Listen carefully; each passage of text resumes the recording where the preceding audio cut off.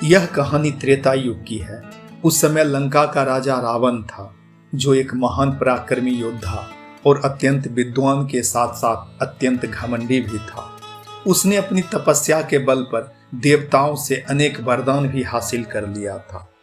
एक दिन रावण अपने दिव्य पुष्पक विमान पर सवार होकर उत्तर दिशा की ओर जा रहा था। यात्रा करते करते वह हिमालय के बीच स्थित दिव्य कैलाश पर्वत के समीप पहुंच जाता है, जहां भगवान शिव और माता पार्वती निवास करते थे। जैसे ही पुष्पक विमान कैलाश के ऊपर पहुंचा, वह अचानक रुक गया। रावण ने बहुत प्रयास किया, लेकिन विमान आगे नहीं बढ़ा। तभी भगवान शिव के परम गण नंदी वहां प्रकट होते हैं। उन्होंने रावण से कहा, हे लंकाधिपति, यह भगवान शिव का पवित्र धाम है। यहाँ से कोई भी बिना अनुमति के आगे नहीं जा सकता। कृपया यहीं रुक जाइए। रावण को यह बात बिल्कुल भी पसंद नहीं आती है। उसके भीतर का अहंकार जाग उठता है। उसने नंदी के स्वरूप का उपहास किया और उसका अपमान भी किया।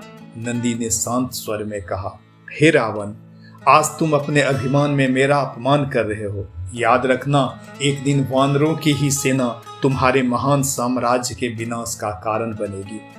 रावण ने इस श्राप पर कोई विशेष ध्यान नहीं दिया। उसके मन में केवल एक ही विचार था, यदि कैलाश मार्ग में बाधा बन रहा है तो वह पूरे पर्वत को ही उठा लेगा। रावण अपने विशाल शरीर के साथ पर्वत के नीचे पहुंच जाता है।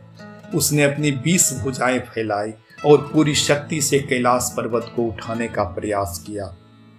जैसे ही उसने पर्वत को उठाया, पूरा कैलाश हिलने लगता है। पर्वतों में कंपन होने लगा, वृक्ष डोलने लगते हैं, नदियां उफान मारने लगी। देवतागण भयभीत हो गए। माता पार्वती ने आश्चर्य से भगवान शिव की ओर देखा और पूछा, स्वामी, यह भयंकर कंपन किस कारण हो रहा है? भगवान शिव मुस्कुराते हुए बोले, वे सब कुछ जानते थे। उन्होंने शांत स्वर में कहा, यह मेरा भक्त रावण है। शक्ति के अभिमान में कैलाश को उठाने का प्रयास कर रहा है। इसके बाद भगवान शिव ने बिना क्रोध किए केवल अपने दाहिने पैर का अंगूठा धीरे से कैलाश पर्वत पर रख दिया। बस इतना ही पर्याप्त था। अगले ही क्षण पूरा पर्वत अपने वास्तविक भार से रावण की भुजाओं पर आ गिरता है। रावण उसी पर्वत के नीचे दब जाता है। उसने पूरी की पूरी शक्ति लगा दी, लेकिन पर्वत 1 इंच भी नहीं हिलता है। अब उसका अभिमान टूट चुका था। दिन बीतने लगे। कथाओं के अनुसार रावण हजारों वर्ष तक वहीं दबा रहा।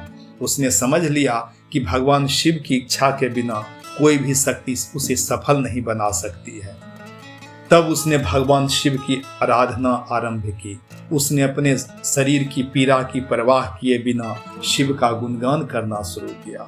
कहा जाता है कि उसने अपने नशों को बीना के तारों की तरह प्रयोग कर भगवान शिव की स्तुति की। इसी गहन भक्ति से उत्पन्न हुआ वह अमर स्तोत्र, जिसे आज हम शिव तांडव स्तोत्र के नाम से जानते हैं। रावण की निष्कपट भक्ति से भगवान शिव अत्यंत प्रसन्न होते हैं।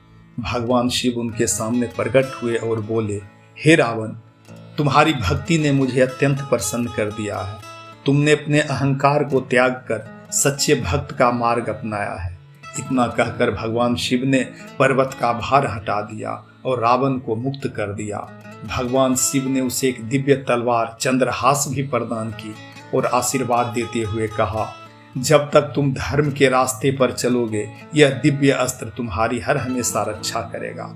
उसी समय भगवान शिव ने रावण को एक नया नाम भी दिया, क्योंकि पर्वत के नीचे दबे हुए रावण की गर्जना तीनों लोकों में गूंज उठी थी। इसलिए भगवान शिव ने कहा, आज से तुम रावण कहलाओगे, जिसकी गर्जना संसार में गूंजती है। रावण ने भगवान शिव को बार बार प्रणाम किया और विनम्र भाव से कैलाश से विदा ली। यद्यपि आगे चल के रावण पुनः अपने अभिमान और अधर्म के मार्ग पर चला गया, लेकिन भगवान शिव के प्रति उसकी भक्ति जीवन भर बनी रही। श्रोताओं, तो यह थी रावण द्वारा कैलाश पर्वत उठाने की पौराणिक कथा। इस कथा से हमें शिक्षा मिलती है कि हमें अपनी शक्ति का अधर्म के लिए प्रयोग नहीं करनी चाहिए। अहंकार मनुष्य को इतना अंधा बना देता है कि वह सही और गलत के बीच का भेद ही भूल जाता है। इसलिए हमें अहंकार एवं घमंड से हर हमेशा बचना चाहिए।